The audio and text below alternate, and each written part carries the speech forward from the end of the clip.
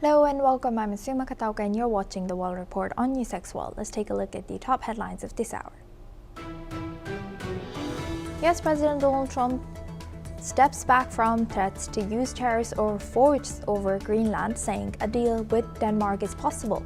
NATO chief Mark Rutte has said that Greenland's sovereignty is not discussed with Trump, focusing instead on Arctic security.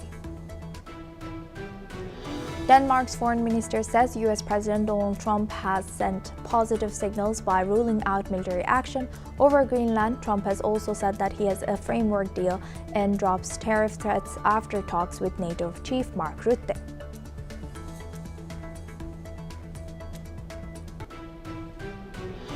Russian President Vladimir Putin says he will meet U.S. envoys Steve Witkoff and Jared Kushner to discuss the war in Ukraine and frozen Russian assets. U.S. President Donald Trump is also set to meet Ukrainian President Volodymyr Zelensky in Davos.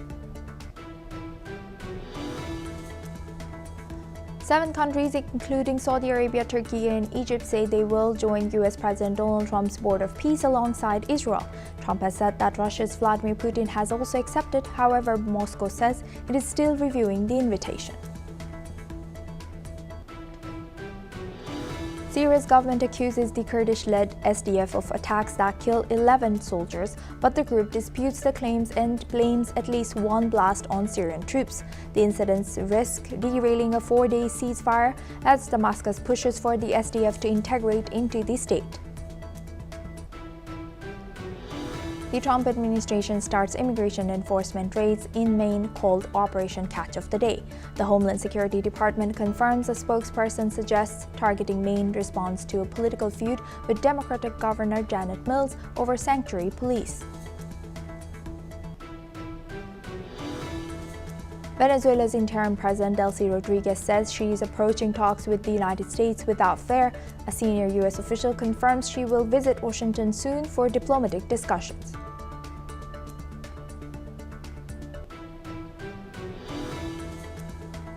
Nigerian forces have rescued 62 hostages from the Munhai forest, a hideout linked to bandit leader Kachala Alti.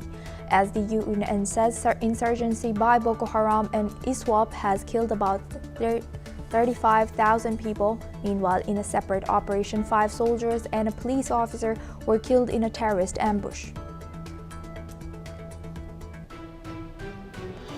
Now we move on and we start with Denmark. Denmark's foreign minister has stated that US President Donald Trump has signaled positive moves regarding Greenland, including a promise not to use military force in his push for control. Trump has also announced he would pause his trade war and scrap the threat of tariffs on European allies after meeting with NATO chief Mark Rutte at the World Economic Forum in Davos. Trump has revealed that he has reached a framework for a deal on Greenland, a move that could help ease tensions between the US and Denmark. Meanwhile, the Danish defense minister has said that he hoped the United States would participate in future NATO exercises in the Arctic despite current disputes over Greenland. Let's in fact listen into what the defense minister has shared. Vi har været meget åbne omkring det, vi har gjort. Vi har orienteret både SACEUR, altså NATO's militære chef, men også vores amerikanske allierede om de initiativer, vi har taget i forhold til øget militær tilstedeværelse. Og der har også været en drøftelse i rammen af alle NATO-lande omkring de øvelsesaktiviteter, der kommer til at finde sted her i 2026. Og der er det også min forventning, at vi kommer til forhåbentlig at se amerikansk deltagelse senere i den her uge. Now for this discussion, we welcome Professor Ms. Rohan Gunratna. He's an international affairs expert, joins us live from Singapore. Thank you very much, Professor Gunratna, for joining us. Good to see you. Now we saw that Rutte and Trump had a good talk, in Trump's words. Don't you think that Mark Rutte is walking in eggshells around Trump, as we know that he did not actually discuss the elephant in the room with him? Asuma, what is happening now is that President Trump himself is realizing the huge opposition that he is facing from America's own allies in Europe and also from other countries of his intention to take over Greenland. So he has started a dialogue both with Denmark and also key personalities in NATO about what is happening in Greenland. So there is a decision now taken for the US to participate more actively in securing Greenland, because Trump's main concern is that either the Russians or the Chinese will take over Greenland. And Trump's second concern is about Arctic security. So to build an environment that is in favor of the Western Hemisphere, that is US and European countries, there is some rapprochement between the United States and the European countries with regard to the Greenland issue. So it is very likely that the United States will participate in the exercises, military exercises in Greenland with regard to enhancing Arctic security versus Trump intervening unilaterally in Greenland. As you mentioned, Trump might participate, or US might participate in protecting Greenland or NATO exercises in Greenland. So can we say if Trump's goal from the beginning was to raise alarm over the strategic importance of Greenland, do you think he has achieved his goal or not? I believe that this is Trump's style of dealing. Now, initially he said he wants to empty Gaza and create a Riviera there. And then later, of course, he agreed to a settlement where the Palestinians can remain, but Hamas and other terrorist groups cannot participate in any kind of elections or have any role in the governance of Gaza. So similarly, what we are seeing is today, Trump has come to some kind of settlement with the Europeans. Number one, not to militarily capture Greenland. And that is a very important thing. Because if he does that, it will break the US alliance with the Europeans. Second is, of course, there is dialogue, there is discussion. And that itself can pave the way for a negotiated settlement where US has a bigger presence in Greenland, and then these fears that the Russians or Chinese will take over Greenland or will exercise greater control in the Arctic region, these concerns will slowly fade away. So now that we see, the trust has been shaken in NATO, do you think that it is shaken or not? And also this transatlantic shift, do you think Europe is not as important for US in Trump's eyes? You are absolutely correct that the trust has been disrupted. So the trust needs to be restored, it needs to be rebuilt, and it will take time so that the Europeans again will not feel that they are being treated second class. Of course, the Americans want the European alliance, although America is a hyperpower, that is even higher than any other superpower. America doesn't want to lose that alliance because they have been friends for a long time and they have worked together on security. In fact, the Americans have another alliance other than NATO, another partnership called Five Eyes, that is the US working with Canada, with UK, with Australia and New Zealand. So all these alliances, all these treaties, all these relationships, cooperation, collaboration, all this will be disrupted if Trump militarily intervenes in the Arctic region. So that's why I think now there is some sense prevailing and they are moving in a more strategic direction of discussion and dialogue versus military intervention. Yes, and also, although military intervention seems like it's out of, and it's not an option anymore from what Trump has said. We never know, of course, but the stakes are too high. What would a good, realistic deal look like for Greenland and Europe with U.S.? US having greater control over Greenland, Denmark can still own it, but I believe that US, the decision has already been made by Trump in his mind to have a significant presence and play a significant role in Arctic security. That means more surveillance, more reconnaissance, more intelligence collection, more basing of troops in Greenland. All these are likely possibilities because the legacy he wants to leave behind is a strong United States and a strong Western civilization. So I think he will do that. He will work with the Europeans, and if the Europeans are uncooperative, he himself will unilaterally take certain decisions.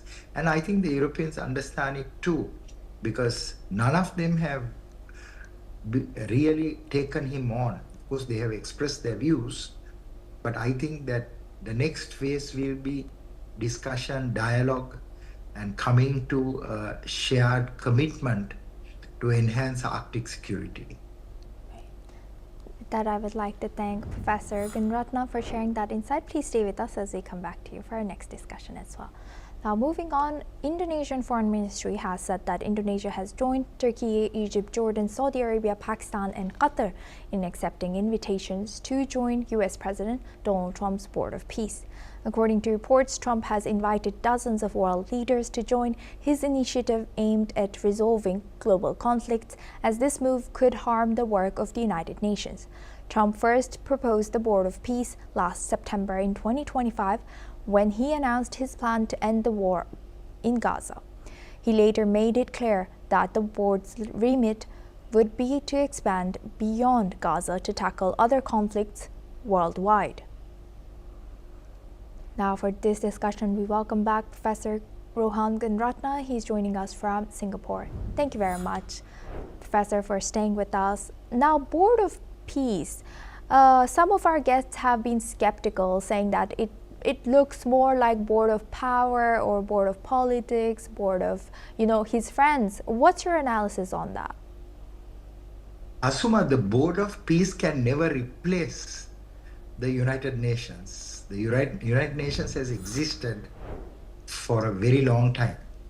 And what the UN has done to the world, the Board of Peace cannot do. But certainly, under Trump's leadership, he will work with certain countries and certain leaders who have joined the Board of Peace, and increasingly more countries and more leaders are joining, in order to intervene and resolve armed conflicts and disputes. So this is the legacy that Trump wants to leave behind, because he has very little faith in the UN system. And I think that he wants to create his own platform in moving forward to resolve existing disputes and to restore peace. So I think that we will hear about Board of Peace very frequently. We will also see Trump intervening in resolving many of these disputes together with the constituents of that Board of Peace. And sometimes he may intervene by himself, because that is his style. So I believe that Board of Peace is something good for the world, but certainly it's not going to replace the UN as an institution. Right. Although you have highlighted, UN can never be replaced by Board of Peace, certain countries are skeptical of it undermining UN. Why so? It is because President Trump he doesn't like the UN.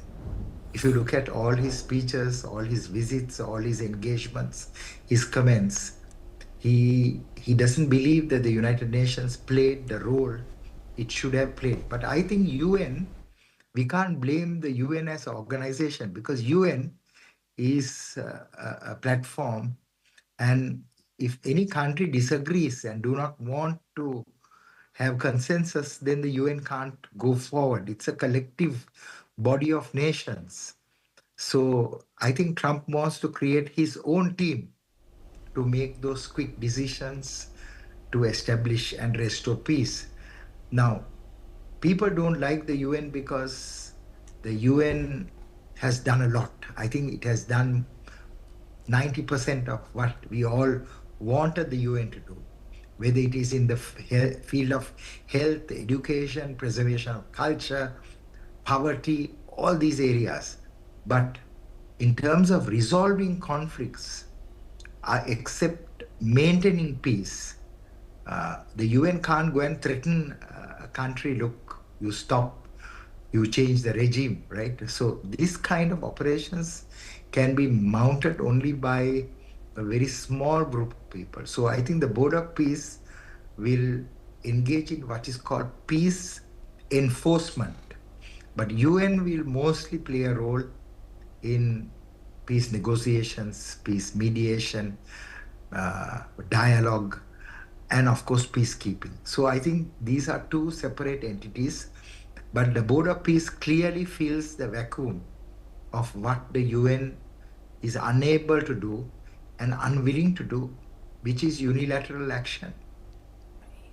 Thank you for highlighting that. And building on that, UN has been, yes, effective in many things, but lately it has been not so effective in the conflict resolution, like Gaza, Ukraine, Russia. It's entering fourth year, and then yes. So can this finally, this Board of Peace emerging, can this finally be a wake-up call for UN to redo their system, reanalyze, like you mentioned, there's some certain things that UN is missing in?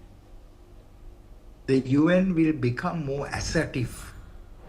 Board of Peace will be very aggressive because it's led by President Trump. UN will always be more persuasive, more based on consensus, discussion, dialogue, agreement. So I think they will be doing very similar work, but their modus operandi, their method of operation will be very different. The UN has to have consensus from several countries to take action. But the Board of Peace, led by Trump, will make decisions. Either the decisions will be taken by Trump or by the constituents of the Board of Peace. So these will be two institutions that will play a very important role in global peace and security. But one institution will have the mandate, the global acceptance to do it, that is the UN. The Board of Peace may have very limited number of countries joining them, but it will again be a very powerful entity because it's led by the United States.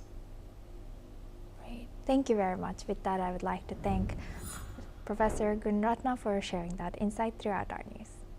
Now we move the focus on to US. In Minneapolis, protesters continue to demand the removal of immigration and customs enforcement agents from the city.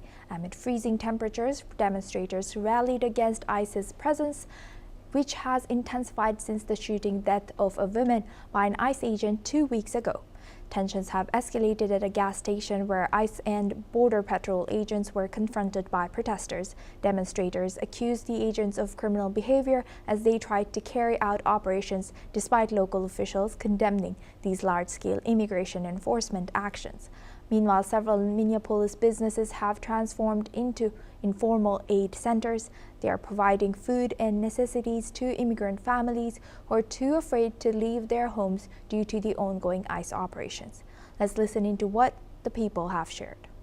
It's living in a community that is under attack when we have, Powwow Grounds did the same thing 5 years ago.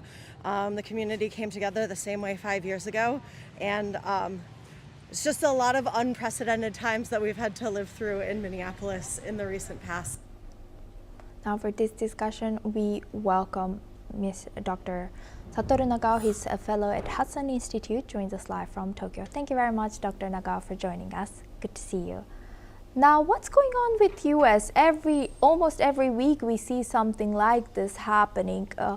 What is going on from your analysis?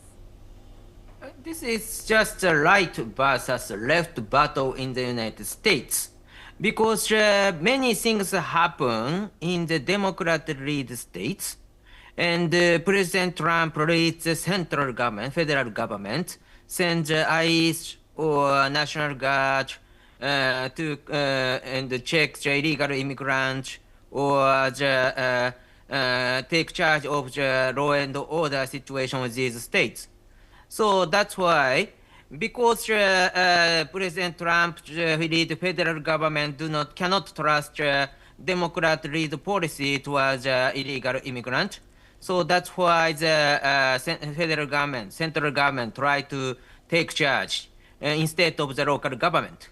And the local government side support the demonstration against President Trump's federal government move. So that is the battle happens many Democrat-led states. So the central government versus local government, something like that has happened.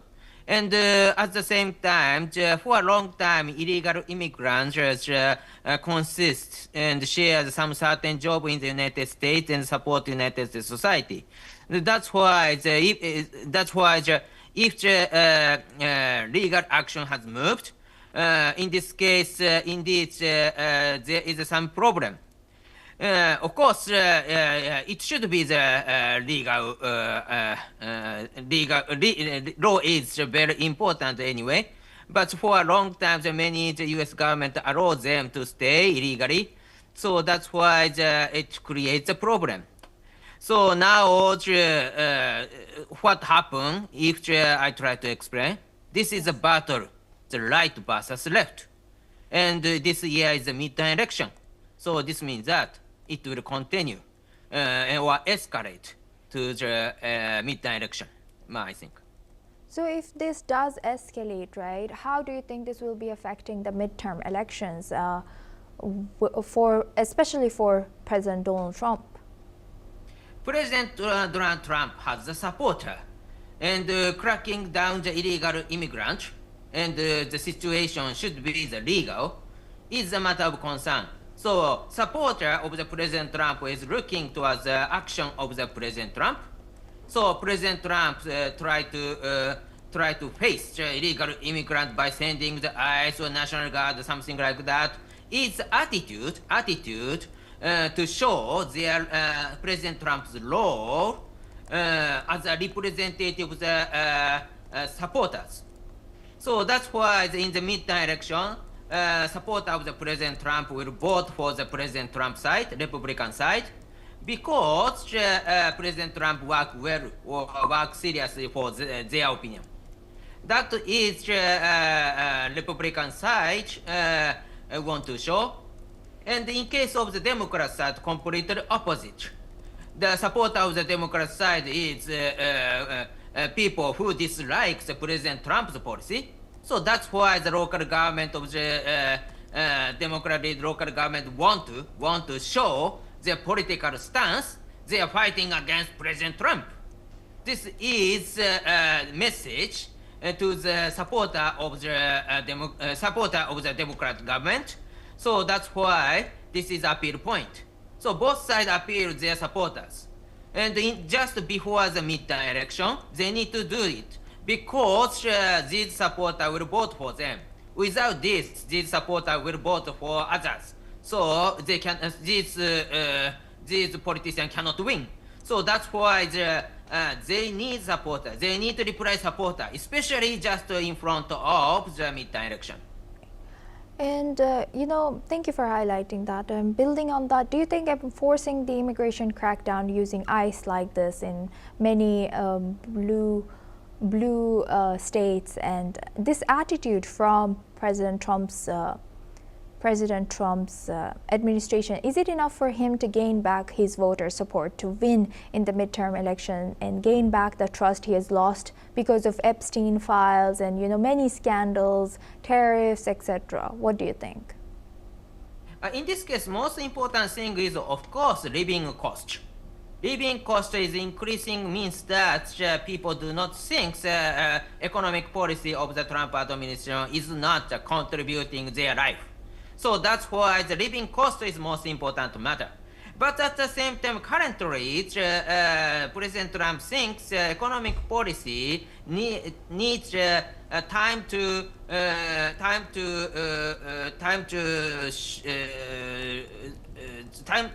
achieve the situation people feel that something has happened thanks to the President Trump.